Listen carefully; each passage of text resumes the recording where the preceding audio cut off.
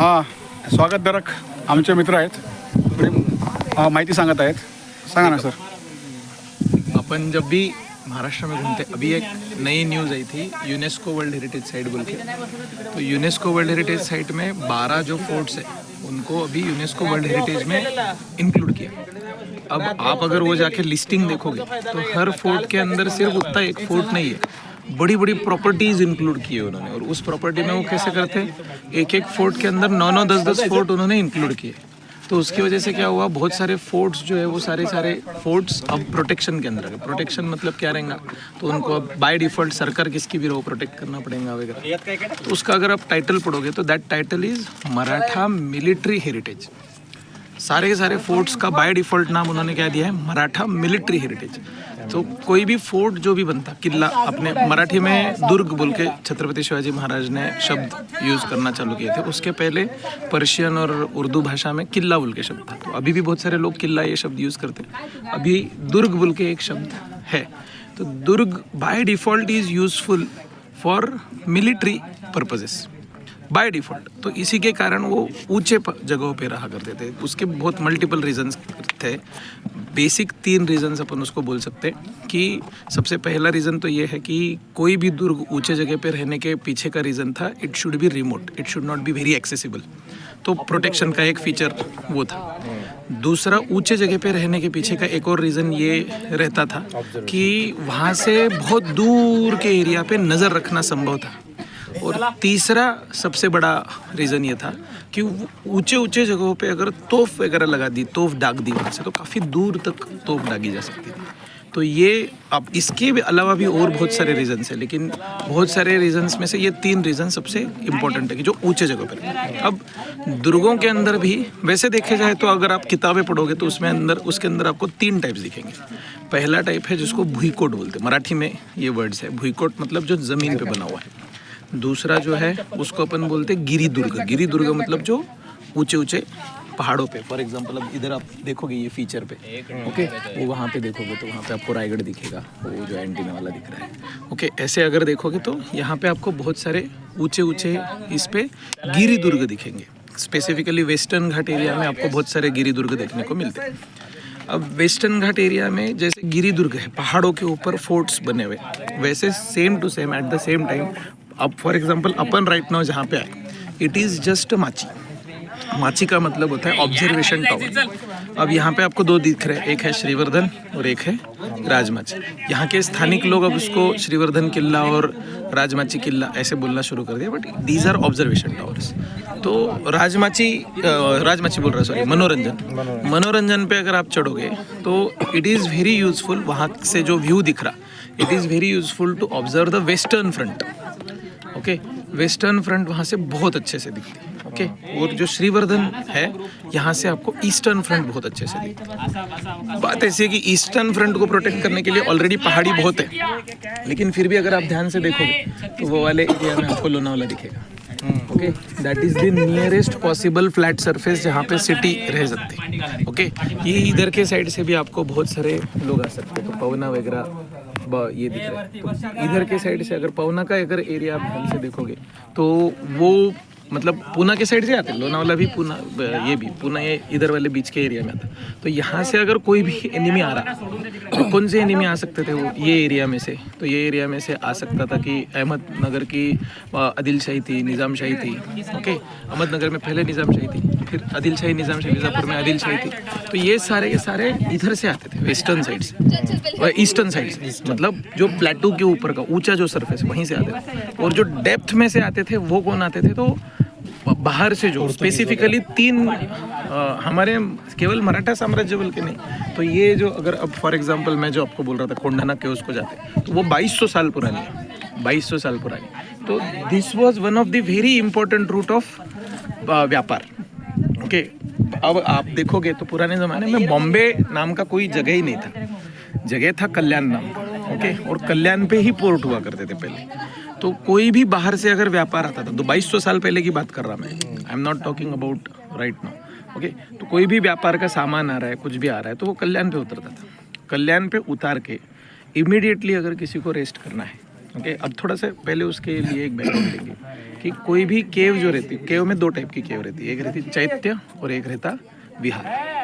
चैत्य मतलब जहाँ पे पूजा अर्चा हो सकती है ऐसे, विहार जो रहते हैं वहाँ पे रह सकते हैं, छोटे छोटे रूम्स रहते हैं उसके अंदर। अभी अगर सपोज कुंडना केव्स जाना पॉसिबल हुआ तो वहाँ पे दोनों भी है, चैत्य भी है और विहार भी है।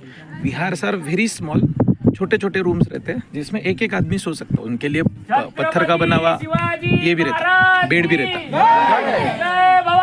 जय शिवाजी, है कि नहीं? तो वो वहाँ पे जो विहार थे, अब आप देखोगे तो कल्याण से लेके अब आपको कोंढाना केव्स कहाँ पे मालूम नहीं होगा, तो that is very close to Karjat.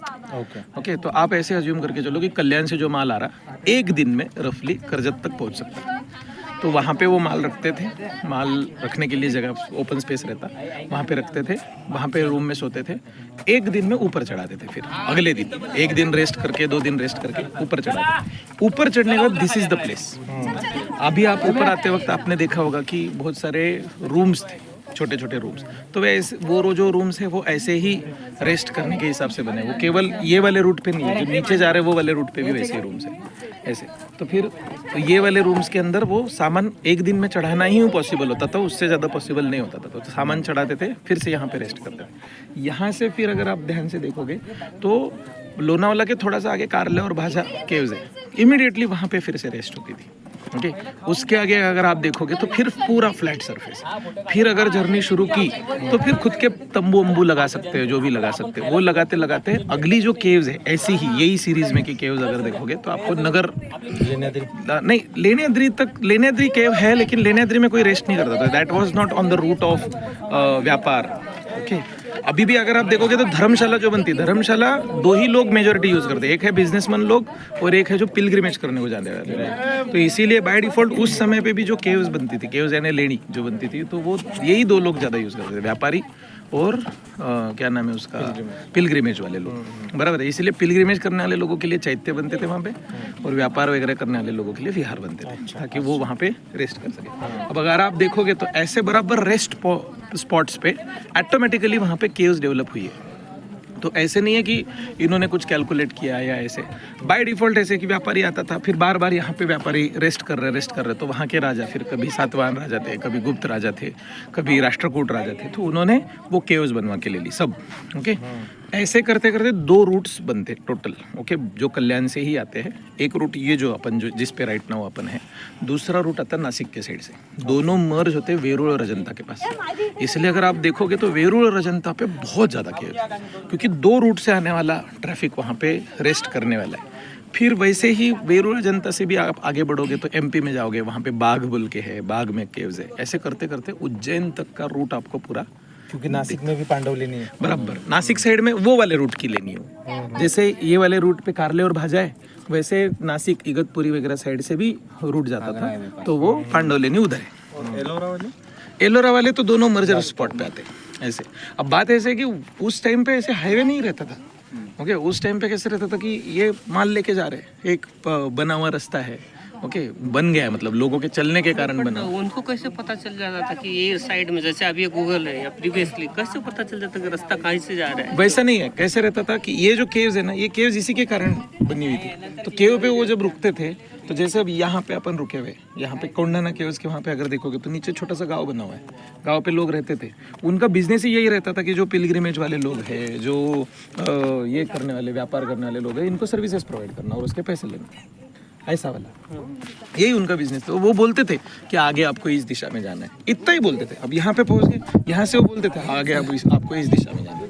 वहाँ पे पहुँचे, वहाँ पे लोग बोलते थे आगे अब आपको इस दिशा में जाना है। ऐसे। तो पहले मैप नहीं था तो लोग हेल्प करते थे, लोग बहुत हेल्प करते थे। अभी तो मैप वैप तो अभी पिछले 5-10 एकदम पेपर मैप रहता है, ऐसे नहीं, लेकिन रूट मालूम रहता था कि यहाँ से अपने। लेकिन पेपर मैप बनाने के लिए पहले आपको पता होना चाहिए ना क्या क्या कहाँ पे है। तो पेपर मैप तो से पहले ये जो रूट बना, अब यही रूट पे अगर आप देखोगे तो यही रूट पे रूट को कभी भी प्रोटेक्ट किया जाता।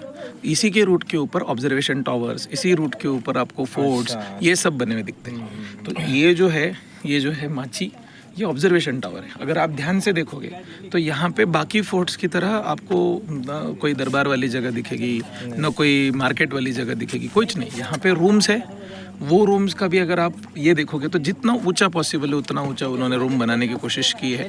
ओके, ये ऊपर 2 लोग इधर रह रहे, 2 लोग उधर रह रहे, हर दिशा में उन्होंने ऑब्जर्व करने के लिए जगह बना दी है। ऐसे टाइप की चीज़ें यहाँ पे आपको दिखेंगी। ऐसा है, समझा? ओके, थँक्यू स्वागत सर. हे आमचे मित्र कंपनी सर्विस. धन्यवाद स्वागत सर.